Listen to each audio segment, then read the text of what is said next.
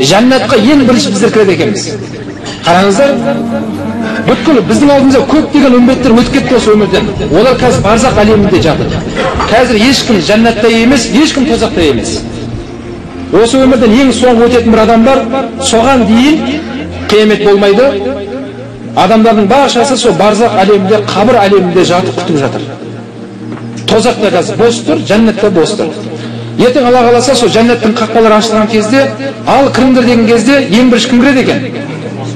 Біздер кіреді екенбіз. Қараңыздар, біздер кіреді екенбіз бірінші. Бір хадисте айтады Расул алейхиссалам, біз кешіктік, оздық дейді. Кешіктік дегені ең соңғы үмбеттік болдық дегені. Оздық дегені ең бірінші біз жәннатқа кіріп кетеміз дейді пайғамбар алейхиссалам. Хадисінде айтады Расул алейхиссалам, нахнул ахарун аувалун яумал қияма. Біз ең соңғы үмбет болғанымызбен, бірақ қияметте ең алғашқы біз болып тұрамыз деді.